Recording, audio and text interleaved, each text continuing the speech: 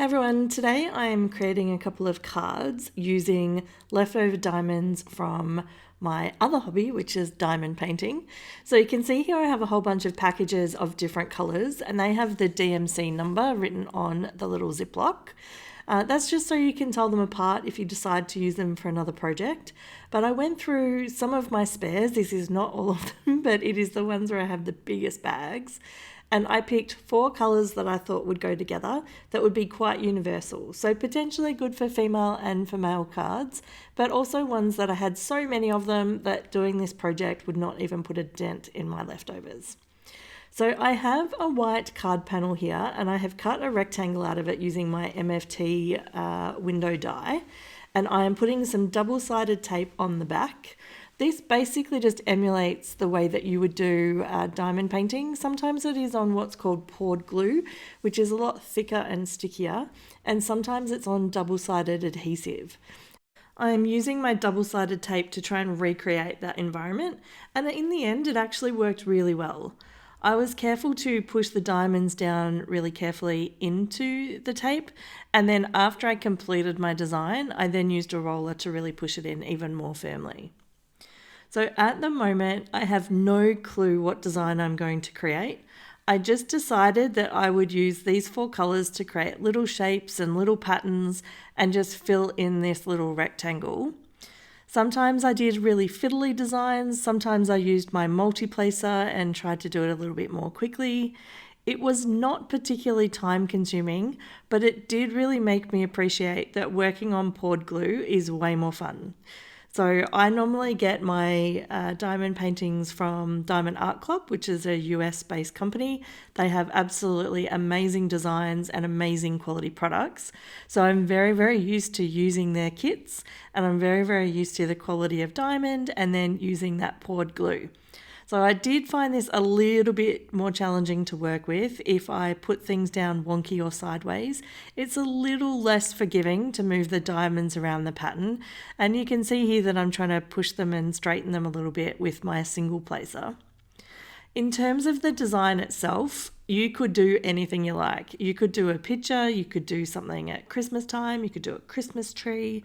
I have been thinking about maybe creating some little pixel designs and then maybe doing some butterflies or birthday cakes or even some birthday presents. Anything that you could do in a style of pixel art, you could create using leftover diamonds, and I think they would look absolutely amazing on this style of card. Do you have other hobbies that you do other than card making? I'm really interested to know what else you like doing with your time. Maybe you could put in the comments below and we could share some of our other hobbies. I wonder if they're art related or sport related or music or probably a mixture of everything, I guess. One thing that's worth pointing out is when I do diamond painting, I normally only work with one tray. So the color that I'm actually using at the time I put in the tray and then I reload it with the next color. Because I was only working with 4 colors today, I did use multiple trays so that I could just switch between each one. And this did make the process a lot faster. And it just meant I had everything right there ready to go. And all I had to think about was the design and the layout. If you haven't done diamond painting before, I've put a link below where you can get $10 off your first order. Please, there's no obligation to use the code, but just in case you haven't purchased one before and you wanted to give it a go, that code might help you out by getting a cheaper price. I will say that for this design, I made it up as I went along, but I do think this is something that I could mass produce, so come up with a layout that I like and then sit there and diamond paint that design and do multiple cards. They do say that diamond painting is really good for, I guess, mindfulness and just being in the moment. So it gives you enough to keep you busy, but not enough to be stressful or take a lot of effort. So it is a really good de-stress activity, and it's a great way to kind of separate the end of a workday with time at home. All right, so I'm now down into this little corner and I can't remember what I do here. Maybe I actually turn it into a little bit of an L shape. We will see what happens. Oh, I just thought of another question. I know I'm asking a few in this video, but do you have anything that you do with your leftover diamonds? I do have some containers that I put leftover diamonds into by colour.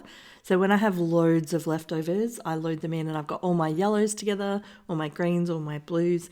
If that's something that you'd be interested in seeing, then let me know and I can show that in a future video or maybe pop it up on my Instagram. And it looks like here I did not do an L shape. I created 2 more rectangles with different designs in the middle. And I've now done this little panel here and it didn't take too long at all. And I'm just going to add a really simple sentiment to it so that the card is really focusing on the diamond painting. It's very, very shiny. So if you have seen a diamond painting in real life before, you will realize that there is a lot of glimmer and shine. And so I didn't want to do a very complicated background or do any inking. So it's literally, this is going to be a thank you card and it just says thanks in really simple letters. When I trim this down, I'm using actually the plastic guide on my trimmer to cut this down to be the perfect width and also to make sure it's straight. Sometimes it can be tricky to have the rectangle die be really straight when you do that step, and you can always clean it up when you're doing this final step as part of the card layout. So I'm now doing a black mat. This black mat's going to have, I don't think I did 1/4 inch border. I think I did 1/8 of an inch. So it's only slightly bigger than the white panel, but it will create a separation between that and the white card base, which is going to be A2. So it's standard A2 is 5.5 by 4.25 in size. So that works out absolutely perfectly for this card design. So I'm layering it all up. My ATG gun is coming in really helpful here, and it's getting really, really close to the edges so that we can make sure that all of these layers stick down really, really well and everything stays exactly where it needs to be. If you're enjoying this video, it would be amazing if you could hit the like button and maybe even share it with your diamond painting or crafting community, especially if you use Facebook groups or some other social media beyond YouTube and Instagram.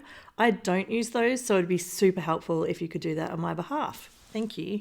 For this next card design, I'm using about 2.5 grams of square diamonds, and I measured them this way using a little set of scales that I've got, very specifically, and it's because I'm mixing the colors together in the tray. So I have about 4 colors from a color family, and they're reds and oranges, and I've shuffled them around and I am literally going to put them down into the exact same size rectangle, but I am just going to put them in whatever order they land. So there is no rhyme or reason to what I'm doing. The most that I did in terms of planning was, depending on what colors were in the row below, I would make a determination about what color I would pick up first on my multiplacer. And that was just to make sure I didn't have too many that were the same color next to each other. But other than that, I literally picked them up, put them in the little rectangle, and then the card was done. It was an incredibly fast process, and I do want to give a big shout out to one of the diamond painting YouTube channels that I follow, which is Add More Zest. I think the creator's name is Rebecca, and she's based in the UK. She was working on, I think it was a Dreamer Designs canvas that had a section that had lots of confetti. Now, confetti is what you call it when you have lots of different colors next to each other and there's a lot of color changes nearby. And I absolutely loved it. It was so impactful that it made me think of card making and inspired me to actually create these cards and this video. So I will put a link below to Rebecca's channel, and if I can find it, to the actual video where it had this section, and you will see where the inspiration came from. Now, in terms of finishing this card off, once I had everything lined up in the little rectangle, I did exactly the same process that I did for the previous card. So I used exactly the same thanks message, I trimmed it down exactly the same way, and I even layered it up with the black matting layer and put it onto a white A2 card base. I think this layout would work really well for any simple card where you just had a little focal point in a little small space. And it also is quite a clean and simple design. So for me, this worked out absolutely perfectly. If you're someone that loves diamond painting, I have another video using round rather than square diamonds. So I will put a link to the video here so you can check it out. Have a great day.